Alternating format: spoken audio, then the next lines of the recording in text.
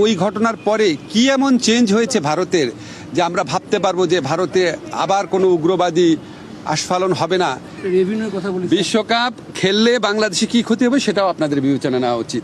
মাথা নত করে নিজের দেশের মানুষকে সিকিউরিটি রিস্কের মধ্যে ফেলে এই আঞ্চলিক রাজনৈতিক পরিস্থিতি বিবেচনা না করে একটা জেনুইন রিস্কের মধ্যে নিজের দেশের শুধু খেলোয়াড় না, দর্শক এবং সাংবাদিকদেরকে ঠেলে দিলে কি ক্ষতি হতে পারে সেটাও আপনাদের সবার বিবেচনা নেওয়া উচিত। আমরা যেন টি-20 বিশ্বকাপ খেলতে পারি, কারণ আমাদের ক্রিকেটাররা এটা কষ্ট করে অ্যাচিভ করেছে। কিন্তু আমাদের যে নিরাপত্তা ঝুঁকি ভারতে খেলার ক্ষেত্রে, সেই নিরাপত্তা ঝুঁকি পরিস্থিতির কোনো পরিবর্তন ঘটে নাই। আমাদের যে নিরাপত্তা ঝুঁকির যে আশঙ্কা তৈরি হয়েছে, এটা কোনো বায়বীয় বিশ্লেষণ বা ধারণা থেকে হয় নাই। এটা একটা সত্যিকারের ঘটনার থেকে হয়েছে, যেখানে আমাদের দেশের একজন সেরা প্লেয়ারকে উগ্রবাদীদের কাছে মাথা নত করে ভারতীয় ক্রিকেট বোর্ড তাকে ভারত থেকে বের করে দিচ্ছে, সোজা কথা বের করে দিতে বলেছে। তো এখন আইসিসি যে টুর্নামেন্টটা তো ভারতেই হবে। আইসিসি আমাদেরকে যতই বলুক নিরাপত্তা আশঙ্কা নেই, আইসিসি নামে তো আলাদা কোনো দেশ নাই। যেই দেশে আমার একটা প্লেয়ার নিরাপত্তা পায় নাই, এবং যেই দেশে ভারতীয় ক্রিকেট বোর্ড সরকারের একটা এক্সটেন্ডেড পার্ট, তারাই আমার প্লেয়ারকে উগ্রবাদীদের চাপে নিরাপত্তা দিতে ব্যর্থ বা অনীহ হয়েছে, সেই দেশেই খেলা হচ্ছে। সেই দেশের পুলিশ, সেই দেশের সিকিউরিটি এজেন্সিরই দায়িত্ব হবে ক্রিকেটারদেরকে নিরাপত্তা দেওয়া।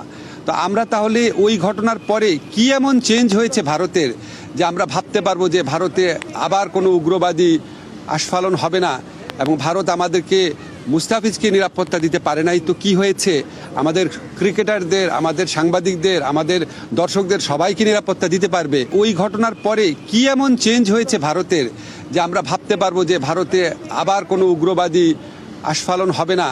আসল যে ইনসিডেন্ট সেটাকে বাদ দিয়ে তার স্ট্যান্ডার্ড যে সিকিউরিটি প্রসিডিউর সেগুলো নিয়ে আলোচনা করেছে। যেখান থেকে গ্রিভান্সটা, সেই ঘটনা নিয়ে আইসিসি কোনো স্ট্যান্ড নেয় নাই ঠিক মতো।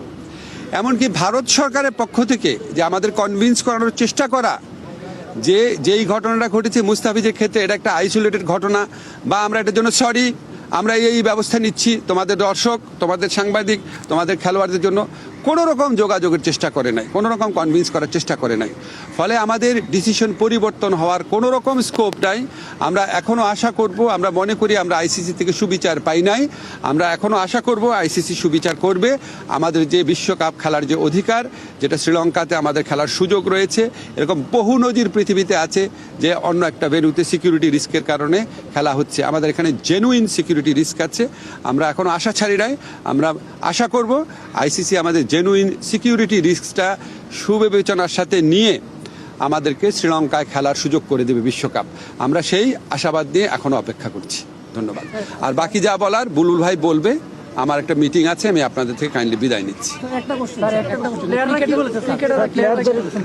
আচ্ছা, আমি আজকে ক্রিকেটারদের সাথে যখন কথা বলেছি, আমি প্রথমেই বলেছি ক্রিকেটারদের সাথে আমার যা কথা হবে সেটা আমাদের ব্যক্তিগত ব্যাপার, আমাদের প্রিভিলেজ কমিউনিকেশন।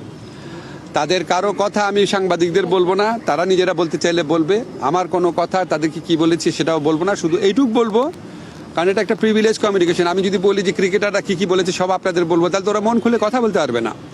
আমাদের এই সাক্ষাতের উদ্দেশ্যটা ছিল আমরা সরকার কেন এই সিদ্ধান্তটা নিয়েছে সেটা তাদের ব্যাখ্যা করে বুঝিয়ে বলা, কনটেক্সটটা বলা। আমার কাছে মনে হয়েছে যে তারা এটা বুঝতে পেরেছে।